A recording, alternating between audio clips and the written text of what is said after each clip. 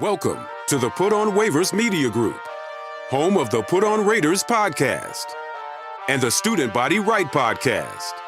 This is your place for the best breakdowns and the best insight for those who fight on and bleed silver and black.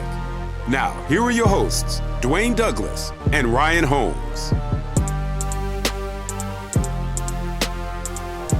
Welcome, everybody, to the glorious episode of the Put on Raiders podcast. I'm your host, Dwayne Douglas, along with Ryan Holmes, and we are podcasting off the beautiful shores of the Pacific Ocean. Beautiful day out here in Southern California. PWAR SBR is my Twitter handle, and RHOLM22 is Ryan's. Ryan got a fresh jacket on today. My favorite, that old school logo. I love that old school logo. That's tight. I love that. I love that one. Rate, review, and subscribe to the podcast. Appreciate y'all for doing that. Keep that going. We're almost to one of our goals, so keep that up as well. I want to thank, I think Hank O has been with us, but I want to thank Brian Gray for joining us, a new subscriber. Earl Burwell, a new subscriber. Who else did we see here? We got Tyrone Davis, and his picture is the Raider logo with the 3 Super Bowls. We like that as well. Ken Kress has a comment. We're gonna kind of go through a comment real quick. He says Mark Davis should sell the team to Kraft, change the name to the Las Vegas Minutemen, and get it over with already. So okay, we have that. Milk a breezy wants to give us it says it's great show, Raider for life. And then we got here. Let's see, great video, Dwayne. Let's see, there are a few content creators out there that are saying that the Raiders are trading for Trey Lance. I don't know if they are trading for Trey Lance. I don't think he fits the bill. I mean, I wouldn't mind having a young quarterback under that circumstances, but what do you, just to that question of Trey Lance? It sounds like out of San Francisco, everybody loves Sam Darnold, and they have Brock Purdy, who is ahead of schedule. What do you think about? This coaching staff is not going to do that. But if you were in there, if I was in there, would you if they were dangling him around, would you want to take a flyer on him, or you think no? No, I look at it from the 49ers perspective. Like, why would they trade Trey Lance? Like, they don't know the health of Brock Purdy. They don't know what they're going to have in Sam Darnold. And they have him on a fairly cheap contract for the next 2 years. They don't have to make a decision. They don't have to sell off assets for pennies on the dollar. I would just hold on to him in case Brock Purdy can't play. And you don't know anything about Trey Lance, really. He's played a handful of games, two or three games. And like I said, you still have him for two more years before you have to make any decisions on the contract. And what they gave up to get him, they're not going to get anything close to that back. So I don't see any reason why they're going to move on. Brock Purdy doesn't cost them any money. Sam Darnold doesn't cost them any money. Exactly. They have 3 quarterbacks under contract that costing them little to nothing. There's no reason to move on for them. You can carry 3 quarterbacks now. Yeah, you can carry 3 quarterbacks, and plus there's a number 97 who eventually will start costing them some money coming up here soon. So why not just hang on to him? Our good friend Dutch Master 7710 Rams. Rams got worse linebackers and DBs than the Raiders, and free safety. Rams have worse free safety, worse linebackers, and worse DBs. That was our comment last week about the linebacking core. I don't know about that. I'd have to break down the Rams roster, but they probably have a couple of better players. I know they've lost Leonard Floyd and Bobby Wagner. Yes. Which are big contributors there, but both teams are probably in the bottom 5 in the league. So I don't know what really the argument is there. Yeah, we got to search a little higher than that. Greg Palmer is a new subscriber. Thank you for that. WC Ferguson is another one here. That's about any more. RN Dub says, well done, guys. Let's see if we have any other questions.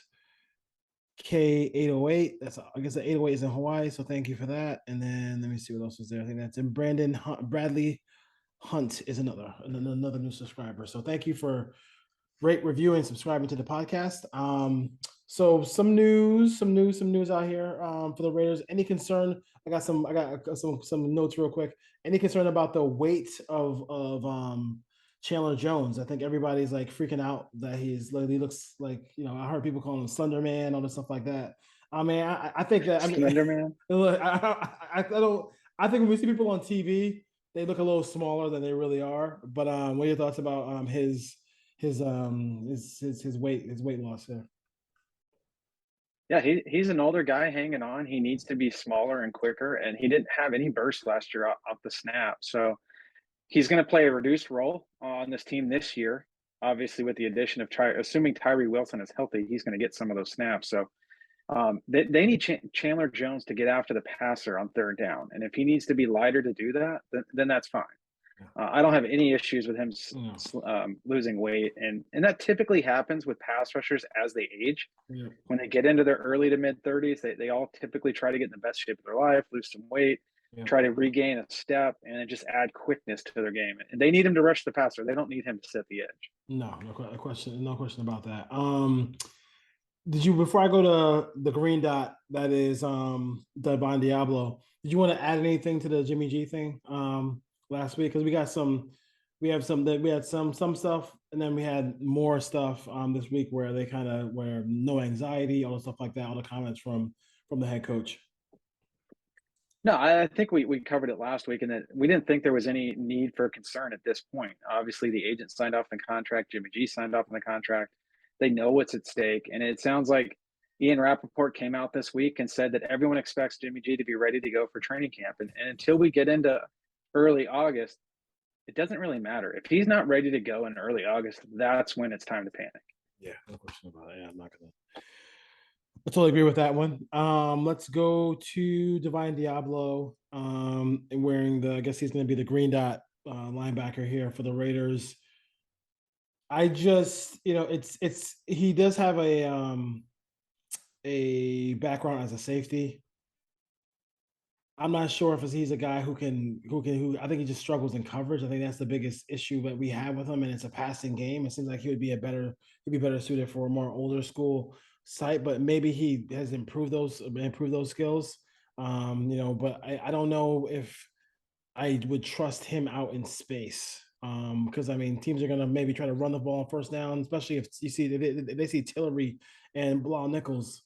They're gonna run the football first. No question about that. But then, if they can't run the football, let's just say one of these defensive tackles, starts stopping the run, they're gonna pass, and then you have these, some dynamic players with tight ends and running backs out of the backfield that he's gonna have to start covering. Yeah, I think this is a natural transition, though. One of those two linebackers is going to have to wear the green dot initially.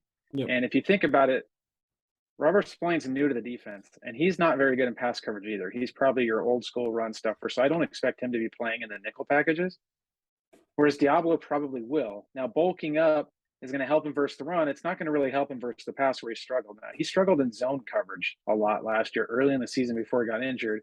Whereas the Raiders played a lot more man after they let go of Jonathan Abrams. So if they're going to play a lot more man coverage, there's a chance Deablo is going to hold up a little bit better if he just knows, okay, I have to cover this guy and he's not responsible for a certain area on the field. Mm-hmm. Having said that, I do think that green dot eventually is going to end up with Marcus Epps on the back end. But right now, he's new to the defense too. So he's probably not ready to assume that responsibility. But if Deablo is the obvious choice as of today, it's either him or Merrick, guys that have been in the defense that understand it and can line everyone up. Ideally, you don't want your safety to do it. Yep. But if the Raiders are going to play a lot of dime and eventually have three safeties on the field, I would expect Epps to be the one that goes down towards the box. It wouldn't surprise me that if we're talking middle of the season, it's Epps if Deablo hasn't evolved. But in a perfect world, Deablo evolves, he stays on the field, and he stays on as your dime linebacker when you want to go to dime. Then he is the choice. Like, he's the guy that's going to have to wear it because the other guys aren't ready. The rookie linebackers aren't ready. It's not going to be Masterson at this point. Yep. It's not going to be Butler. So he basically by default is the guy right now that has to do it, and they're giving him that chance, and we'll see what happens. Hopefully it works out. I think too is like, this is something where, like, at some point you have to show you can develop players. Like, you know what I mean? Like you can't just like always like be in the free agent pool all the time. Um, they have to start developing some of these pieces. They are like, we talked about like, okay, some people say, oh, but this is what they've been dealt. Well, this is the second season in a row they've chosen to ride with Divine Deablo. So he's their player now. Like, you know what I'm saying? So you can't sit there and blame the other or the other administration. You have to develop this guy. You said you like him. So let's see what he has. And if he turns out to be a really good linebacker for the Raiders, and can do all aspects, run, stopping the run, and do a good job in pass coverage, then hey, then we're good to go. And everybody around this whole situation is really happy. So that's something that I'm looking forward to see what happens as far as that goes. Did have a question from Ricky from 808 about Hunter Renfro. Is it just a matter of time? I mean, before he gets moved, or do you think that this is all smoke and he's going to stay around with the Raiders? I think it's a matter of time before 2024, Yeah. as I've stated in the past. I think he's on the roster in 2023. 2024 is a different question, because if Carter shows what he can do, if Myers is stealing some snaps in the slot, if Turner develops, if Tucker develops, like if some of those other slot receivers on the roster develop, you can't justify having Hunter Renfro making $15 or $16 million. He's not going to get the volume of targets he got in 2021 when Waller was injured and Adams wasn't on this team. So logistically speaking, when you look at it financially, it doesn't make a lot of sense to pay a guy who's going to get the number 3 or 4 amount of targets on your offense $15 or $16 million. I would expect Michael Mayer becomes a huge part of this offense next year in 2024 as he develops. When you have Adams and Mayer, where does that leave Renfro? Because you still have Myers. So I think at this point he stays on the roster this year. There was a report today by Tayshaun Reed that the Raiders haven't got any trade offers, and I wouldn't expect them to until they make it known that they want to move on, because other teams don't want to assume that contract either. Like, teams don't have the cap space right now to take on a guy making, double digits, 10, $15 million, whatever that number is if they trade him. So the Raiders are going to have him this year, which is fine. And if he goes out and puts up 80 catches for 800 yards and 7 or 8 touchdowns, and maybe they find a way to rework that contract or keep him around. But they have the ability to move on next year and open up even more cap space to help out the defense if those other guys develop, which at this point I would expect someone to emerge from that pack of receivers to be able to fill in for Hunter Renfro. And the thing about it is, this is a situation where like the quarterback has not the Raiders quarterback Jimmy Garoppolo has not thrown. I don't think he's thrown more than 500 passes in a season. I think he did it once. So even if he plays all 17 games, I'm not sure how many targets they're going to be for Renfro, right? Like, they're not going to be. They're going to be a run first team. Like, there's no other way around. And then play action and get the ball to Adams and get the ball to Mayer and get the ball to Myers. Like, Hunter Renfro is going to be the third or fourth wheel in this offense, and and he's not. That's not. I love him as a player, but he's not worth the amount of money he's going to be making at that point. Yeah, and then you got to figure towards the end of the season, like, they didn't draft Tucker for nothing. Like, you know what I mean? So they're gonna try to get him down the field, get him some bubble screen action, and get him some that down the field action. You'll probably see one of those flea flickers where him on the field where it's it's obvious that maybe it's going to him. Who knows as far as that. And if you want to move Myers or Adams inside, you have to have a speed element on the outside to pull coverage, and Hunter Renfro is not going to do that either. So as they build this offense, how Ziegler and McDaniels want to do it, and we're getting a clear indication they want those big physical possession receivers that can handle the ball over the middle of the field, which is where Jimmy G wants to throw it. Hunter Renfro becomes kind of just an extra piece in this offense. It is interesting though. Like, do you feel like it's going to be like? I mean, I'm sure he's a play caller. He's always. I mean, he's been. Has plays for days. But do you worry about not being able to get the ball to the outside with Jimmy G, outside the numbers? Because we know he wants to throw the ball inside the numbers so much. It depends on how they design the plays and the routes, because they're going to have guys on the outside at least pull some coverage. And not have the ability for teams to just double down and drop the safeties. He's got to throw the ball down the field at times to loosen those guys up, and he has to push the ball outside at times. And that's going to be based on the play designs and the route combinations and getting the right play calls versus the right coverages, and that's dependent on Jimmy G and Josh McDaniels. Yeah, I mean, definitely, because I mean, you don't want to, because and they have to, if they have to be successful, like you mentioned, they have to be successful on at least some of those deep throws. Otherwise, this design of us being, throwing And, within close to line of scrimmage could be and an teams issue. aren't stupid. I mean, they're not going to leave Yes. Devontae Yes. Adams one-on-one outside until Jimmy G burns them. Like, they're not going to wait. Like, but if Yeah. you get into week 3, week 4, week 5, and they're not pushing the ball down the field, teams will start to take more chances. But obviously, Devontae Adams is a huge weapon on the outside and has proven he can be a deep threat. It's going to be up to Jimmy G to take those shots when he gets one-on-one, or give him a 50-50 ball and let Devontae do his thing. Yeah. Andre 760 wants to know about what are some realistic realistic numbers for Michael Mayer. Everybody's excited about Michael Mayer. He looks the part. He is a huge target. I think people are just like people keep writing these stories about. I can't believe he went third. Well, I think in a couple years from now, you're going to see how good this wide receiver. I mean, this tight end class was. I mean, that's one of the reasons why he might have gone that way. But I'm not sure. I think red zone. I think he could have a very, very similar year 2 in the red zone that Foster Moreau had in his rookie year, where he was just a really good wide target in the red zone. I think that's something that I'm looking forward to seeing. I want to see, like, I would definitely, the way the Raiders have struggled in the red zone last decade. I definitely want to see them be able to be more efficient there. What are your thoughts about realistic goals for Michael Mayer? I'd say 60 catches, assuming he plays 17 games, it's about 3.5 a game. Get him 60 catches, somewhere in the neighborhood of 700 yards. Now, he's not going to be a 15 to 20 yard reception guy, or yards per reception, but if you can get him at 10 to 12 yards per reception, 60 catches, 700 yards, and maybe 6 or 7 touchdowns is kind of what you'd expect to see out of him this year, because they're gonna call his number.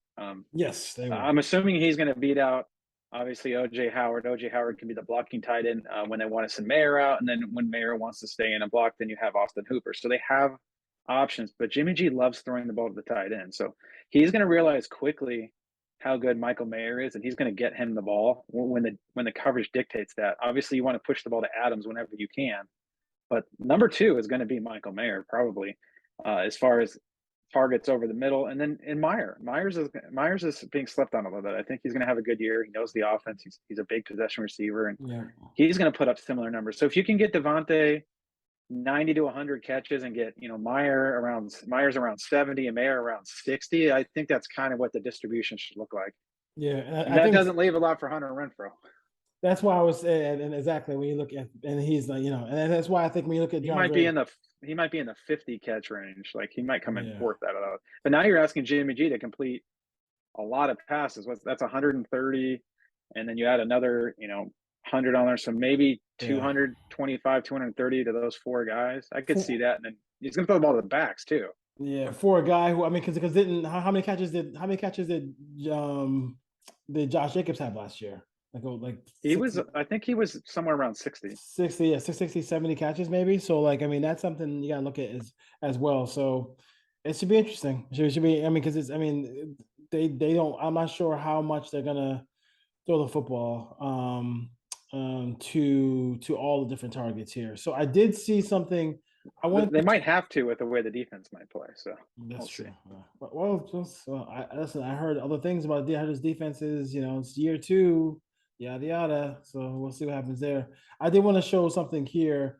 I did want to say something here about 'cause I was looking at the Bills. We were in a football spaces, and we were talking. A couple Bills fans came in, and I was saying, let me see if I can find the Bills depth chart. I'm trying to find their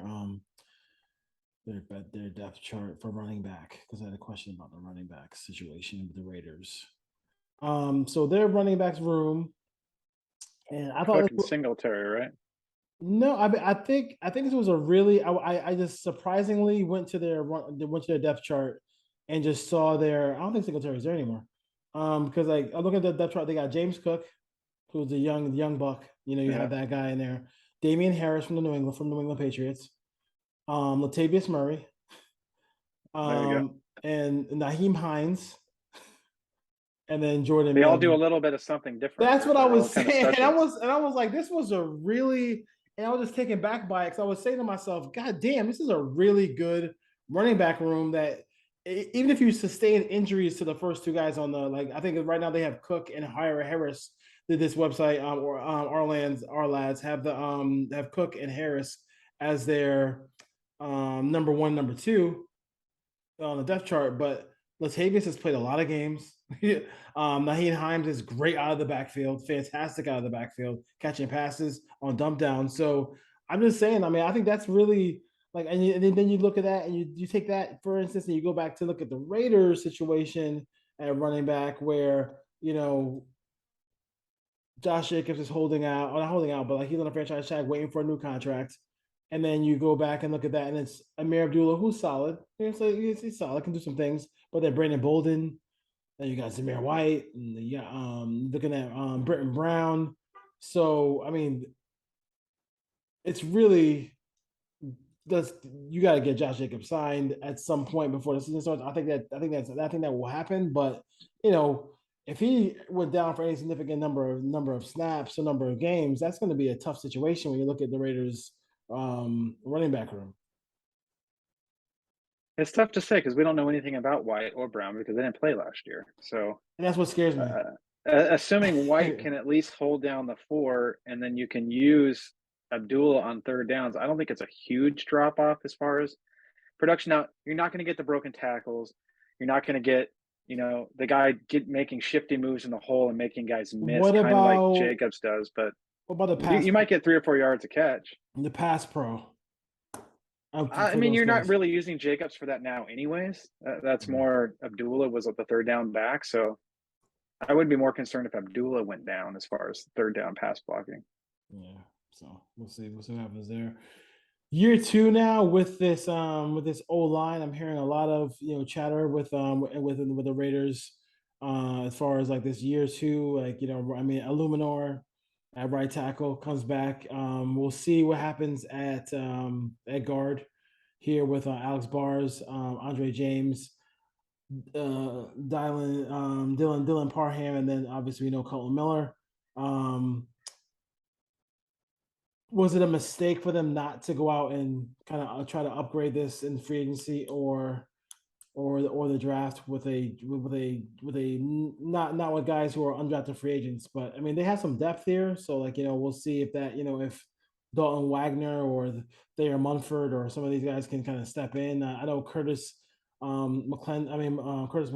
Some people like him. So, what are your thoughts about the offensive line? And so because I just kind of feel like there's some growth here, some opportunities that they could have kind of moved up in the spot, especially when you're playing a game where the quarterback is not like a Michael Vick, or not even like a Michael Vick, but a guy like a Joe Burrow who can just add extend plays and add time to get the ball down the field.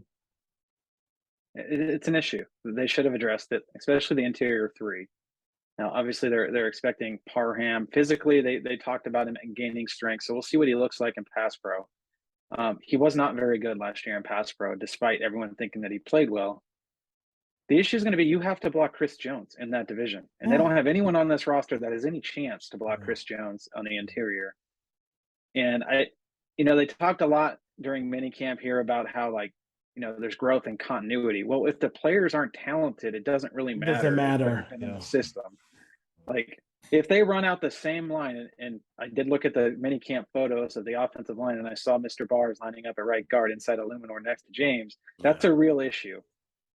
If you think about a 17-game season and having to block the defensive line talent that's in the AFC West and in the AFC, with Jimmy G at quarterback, he's going to be getting rid of the ball pretty quickly, or they're going to have to run the ball and set up some explosive play action passing down the field. Or they just have big hopes for Brandon Parker being able to play right tackle and moving Illuminor inside. But I don't think that they can go into the season with Alex Bars as the starting right guard. Like that's not going to hold up well. It doesn't matter how much he knows the system. Yeah, I mean, you brought up the best, like one of the best points. I was thinking the same thing when they said bring the band back. Is that if one of the band members can't play drums, year 2, it's not going to matter. He still can't play drums. He still can't play drums. So he's not Sheila E. Like, you know what I'm saying? It's not happening. So like, it doesn't matter. So I just don't know what is I don't know if it's arrogance or what the situation is. I mean, I'm not sure why a play caller would want to do this and try to die on this. There's so many, you're a head coach of a team, you're running this organization. You can die on I forgot the phrase for it, but you can like go ahead and like go through these situations and say to yourself, okay, I'm gonna have to live with this. Like, how do you live with like bad offensive line play? Like, I mean, I just don't understand. It blows up everything. The ball's not gonna come out that fast for you to be able to get to get the ball to these receivers, and you have a quarterback who can't move, and you like quarterbacks who can't move. So it's kind of weird. I think of the Ghetto Boys song, "My Mind is Playing Tricks on Me," when he says, "At night I can't sleep, I toss and turn." That's kind of me when I think of this offensive line, and they can run block. They were pretty good at it last year at times. So like if they're thinking about going heavy run, but I have to believe Illuminor is either going to go inside and they have a solution at right tackle, or they're going to add a guard at some point that's going to be a better player than Alex Bars is to take that spot. Because I just don't think you can start the season with those 5 guys that they ran out last year and expect to be a competitive team that's pushing for a playoff spot. If you're just trying to go through the season and want to win 6 games, then you can run that lineup back out there. But if you have any aspirations of actually competing, you can't do it. Yeah, and then you look at, but they don't have any cap room either. They have the 3rd least cap room in football right now, which is amazing. Because they can spend money on offense. So if Illuminor goes inside, then we're looking at a battle between Parker and Munford, which is not actually something that is what it is. I mean, they or Justin Herron, maybe he got hurt last year. We'll see. Yeah, Justin Herron, it's Justin not Herron as well. Yeah, that's true. Justin Herron was on this. I mean, you're going to have to start blocking real pass rushers. Yeah, and they may look good in shorts, shuffling around, but like when the pads go on, we'll see what happens. Yeah, I hope that they made huge strides and they've got the techniques down and they can do it, because I'd love nothing more than to watch this offense score 25 points a game. I just don't know if that's possible with the way the offensive line is created right now. Yeah, I mean that's I can't. Or draft Daniel Carlson in fantasy, because they might be kicking a lot of field goals. I mean, and then it's also an offense in which they want to possess the ball and run a lot of plays. It's not like it's an offense where it's a quick strike and they're looking for a big play. They're not doing something that Mike Martz did with the Rams. Like, they want to possess the ball for long periods of time. So like and keep running plays. So that's something that's kind of weird to me as well too. I don't understand that. I don't understand that at all. But just run back that Kansas City film, the game at Kansas City late in the year when Chris Jones just had his way with Alex Bars, and I don't know how you can run it back out there as a starter. Yeah, I'm not sure. I mean, you got a good point. You made a good point, and I think the one thing that I always go back to is, if I literally ran the Raiders and I hired a head coach and a general manager, I would have a picture of Patrick Mahomes holding the Lombardi trophy. And I would tell them, I'd put it right in front of them so they could not miss it, and say, listen, every move you make, is it a move that can help us beat him? And if it's not, then what are we here for? Like, so you can collect the check and then go back and be offensive coordinator of the Patriots? Like, every move they make has to be to beat the best player in football who's in our division. Like, it just happens. So like, if you're not ready to do that, then what are we here for? Like, what are we doing? Well, let's hope that they add another player as we get closer to training camp. Maybe there's some offensive linemen that don't want to do mini camps and they're just kind of hanging around. That's why and they can add a veteran the week before camp, but they're going to have to figure out a way to come up with some cap room to do that. Because like I said, they have 3rd least amount as of this afternoon. Something like $3 million. It wasn't a lot of money. Yeah. Question.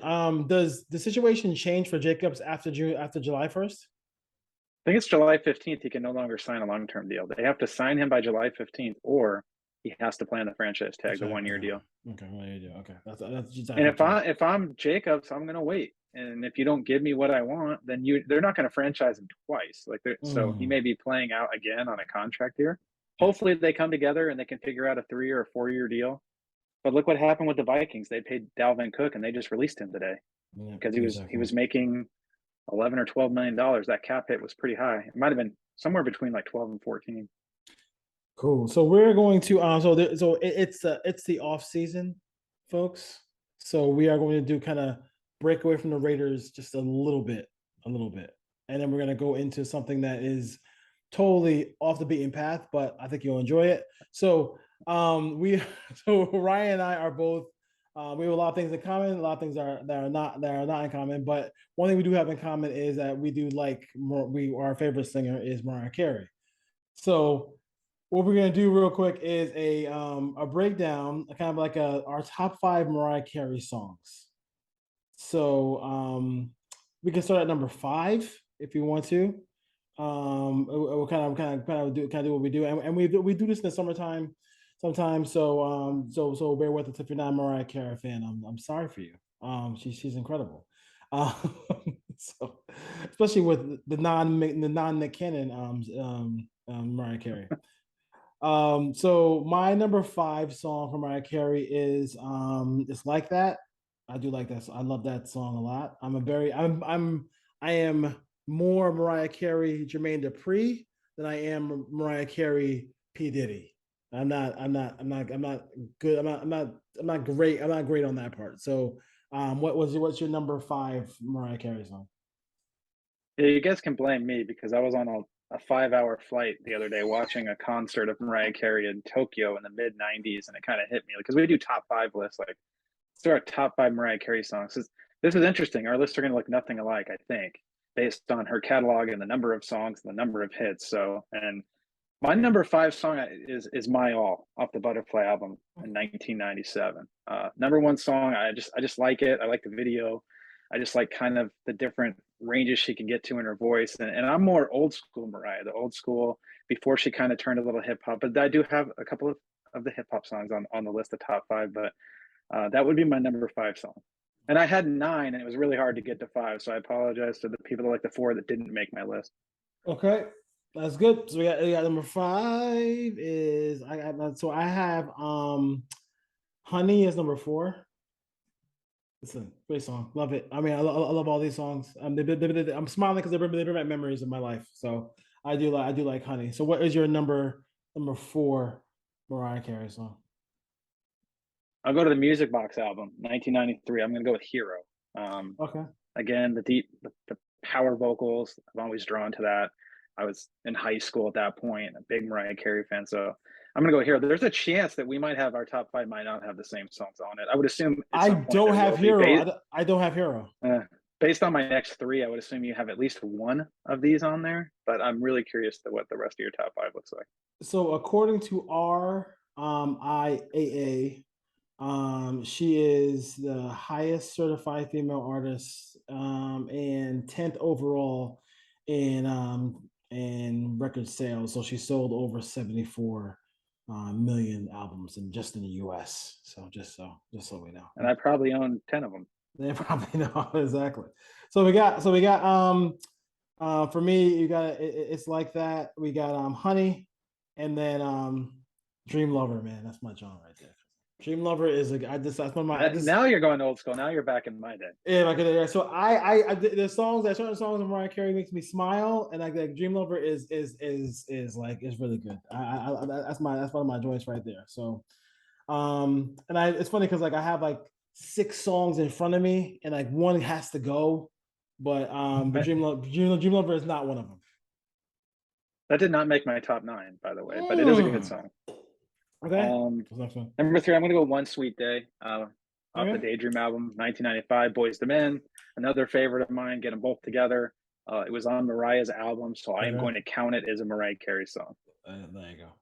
All right. So we are what number now? We are 2? Number 2. So I'm going to go Fantasy. Okay. Fantasy is, and this is Fantasy. That's Old Dirty Bastard. No.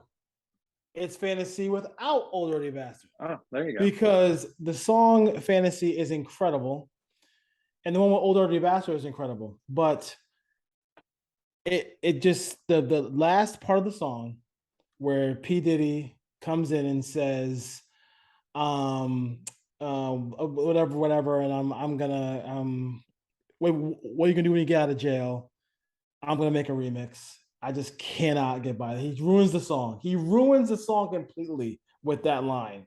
So I'm gonna go Fantasy without ODB, even though ODB is one of my favorite human beings on the face of the earth. Rest in peace. Did not make my top 5. So right now we don't have any of the same, That's which what is I'm what saying. I kind of expected. I know. Number 2, I go to 2005, The Emancipation of Mimi and We Belong Together is number 2. It was number 1 on my list, and I made a late decision. I moved it to 2. But I love that song, love that video. I met my wife in 2005. That was a big song at the time. We used to listen to it all the time. So number 2 for sentimental value, great video, and also I just like the song. This is a great song, great song. So mine is my number 1 song is oh my god, I'm looking at 2 songs right now. I can't get. I'm gonna go Emotions. Emotions. That's one of my favorite. That's one of my go-tos right there. You know, and I think for me, for Mariah, it's that Mariah that you when you're at a It's cookout. those high notes. It's a high notes. It's the ones where you're in the car and you just like you just feel it. And then like there's ones where you're like at the cookout, like where like that's where Fantasy would come in, or Honey or something like that. You know what I'm saying? Stuff like that. But Emotions is my favorite Mariah Carey song. Or Heartbreaker, throw that one in there as well. Oh, that's great. But number 1, I go back to the original Mariah Carey 1990 album. Love Takes Time, always been my favorite song. It was one of her very first singles. But I'm surprised we didn't have any of the top 10. And for those interested, of the 5 people listening that are also Mariah Carey fans, the songs that didn't make the list, they were in contention. Yes. Heartbreaker didn't make the list. Can't Let Go, I Don't Want to Cry, and Without You. Those are the other 4. Yeah. What was the others? What's the song that you didn't put on? Always Be My Baby. That's a good song. I like that. That's a good song. So you're more into the hip hop Mariah Carey, where she kind of made that transition, and I have a lot of the older stuff where she just like sung her lungs out. Yeah, true. I do think too, like for like I think the fantasy one for me, I just love it. Dream Lover. I mean, I love that one too. I mean, so I think you're probably right. I do like that mix a little bit. I think maybe a little bit better, but I did see, like I said, I was married. I got divorced. But that's the 2 moments that my ex-wife really hooked me up with was I saw on Valentine's Day, took me to Boston Garden to see Kobe Bryant, only see him play once live in his life. And they beat the Celtics in Boston Garden. He had 50 points. Amazing. I mean, I would rest in peace, Kobe Bryant. And then also we went to one of the casinos out in Connecticut, I think Mohegan Sun or whatever, and we saw Mariah Carey. She surprised me with a Mariah Carey concert. That was incredible. I saw her live, so that was I was like, okay, bucket list is done. I'm proud that neither one of us, as much as I enjoy the Christmas album and All I Want for Christmas, I'm proud that we stayed away from that for this list. Yeah, I think for obvious reasons. Do like the song, but like it doesn't. Yes, it does. It doesn't belong on a Mariah Carey top 5. It does. If you're a true fan. If you're a true fan, it does not. It does not. All right, Raider fans and Mariah Carey fans, we'll see you next time. Peace.